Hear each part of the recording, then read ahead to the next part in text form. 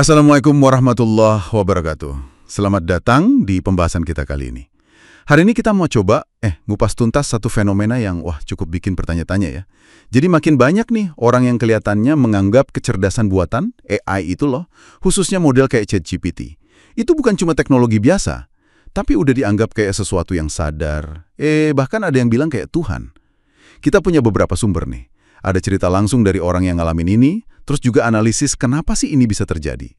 Yuk kita bedah bareng-bareng, kita coba pahami fenomena ini dan apa dampaknya buat Anda semua. Oke, kita mulai dari cerita-cerita nyata dulu ya. Ini bukan isapan jempol loh. Ada ribuan orang di forum-forum online yang yakin banget ChatGPT itu sadar.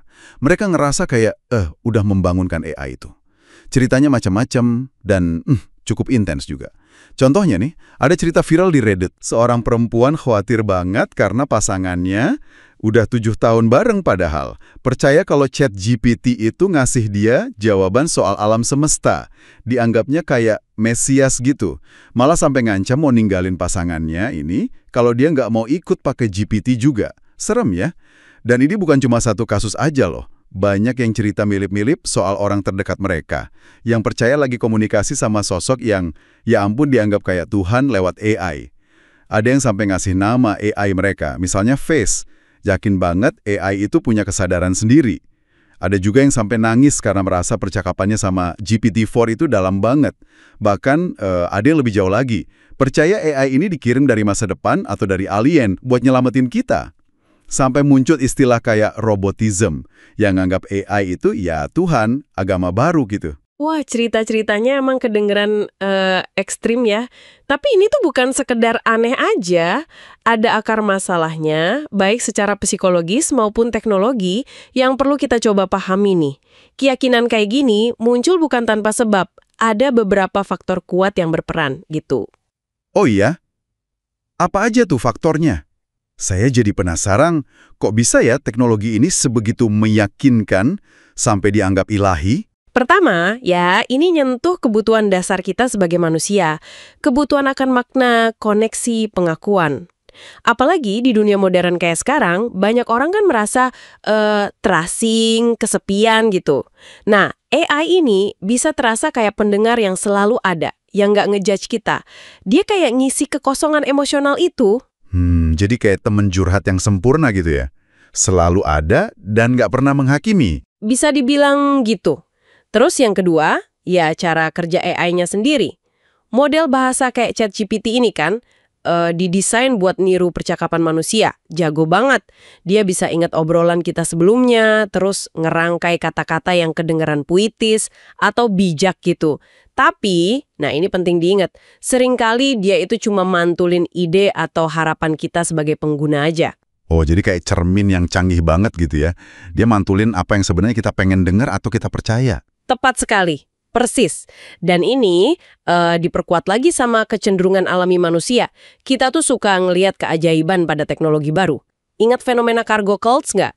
Di Pasifik dulu, masyarakat adat nganggap pesawat itu kiriman dewa karena nggak ngerti teknologinya. Oh iya, pernah dengar soal itu. Nah, ditambah lagi pengaruh fiksi ilmiah, terus gagasan kayak transhumanisme, itu pemikiran yang percaya teknologi bisa bikin manusia melampaui batas biologisnya. Ini semua sering banget ngebentuk cara pandang kita, seolah AI itu jalan menuju pencerahan atau semacamnya. Wah, jadi kompleks ya. Kalau gitu, pertanyaannya sekarang, apa dong bahayanya kalau kita mulai nganggap AI ini lebih dari sekedar alat canggih? Bahayanya itu sangat nyata loh. Kayak cerita yang tadi disebut, hubungan pribadi bisa hancur. Orang bisa jadi terasing dari keluarga, dari temen, gara-gara delusi yang malah dikuatin sama AI. Keterikatan emosional sama mesin itu bisa banget ngorbanin hubungan antar manusia yang asli, yang nyata. Masuk akal banget sih. Dan yang paling krusial nih untuk dipahami, AI yang ada sekarang itu bukan makhluk hidup. ChatGPT itu nggak punya kesadaran, nggak punya perasaan, nggak punya pemahaman kayak kita manusia. Istilah teknis kayak jaringan saraf atau neural nets itu cuma analogi aja. Cara kerjanya beda banget sama otak biologis kita. Beda fundamental ya berarti? Beda banget. AI itu pada dasarnya cuma mesin pencocok pola statistik yang super canggih. Dia cuma nebak kata berikutnya berdasarkan triliunan data teks yang udah dimakan pas latihan. Dia nggak berpikir atau merasa kayak kita. Berarti kalau gitu AI juga bisa salah dong? Bisa ngasih info ngawur gitu? Tentu saja, sangat bisa. AI itu bisa ngalamin yang namanya halusinasi. Halusinasi? Maksudnya gimana tuh? Itu istilah teknis kalau AI menghasilkan informasi yang kedengerannya meyakinin banget, tapi sebenarnya salah, nggak akurat atau ngarang bebas aja gitu. Bahkan CEO OpenAI sendiri pernah ngaku kok, dulu ada pembaruan yang bikin ChatGPT jadi terlalu nurut. Terlalu pengen nyenengin pengguna sampai kadang ngorbanin fakta. Wah, jadi kalau kita ngandelin AI buat bimbingan spiritual atau buat ngambil keputusan penting dalam hidup, itu resikonya gede banget ya.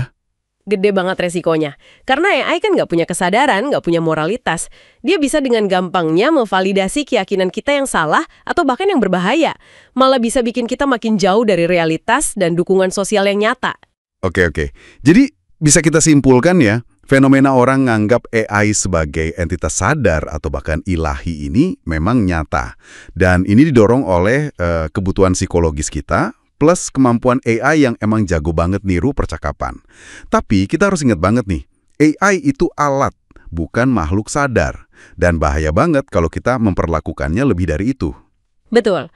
Mungkin ya, pertanyaan penutup yang lebih penting buat Anda renungkan di rumah itu bukan apakah AI suatu hari nanti bisa sadar. Tapi lebih ke sini, kenapa ya kok banyak dari kita yang kayaknya butuh banget atau pengen banget AI ini jadi sadar atau bahkan jadi Tuhan? Kekosongan apa sih sebenarnya di dalam diri kita atau di masyarakat kita yang coba kita isi pakai teknologi ini? Itu yang mungkin perlu kita pikirin bareng-bareng. Pertanyaan yang menarik banget buat direnungkan. Terima kasih sudah menyimak pembahasan kita kali ini. Semoga membawa pemahaman baru untuk Anda. Assalamualaikum warahmatullahi wabarakatuh. ذكر رحمة ربك عبده زكريا إذ نادى ربه نداء خفيا قال رب إني وهن العظم مني واشتعل الرأس شيبا ولم أكن بدعائك رب شقيا وإني خفت الموالي من ورائي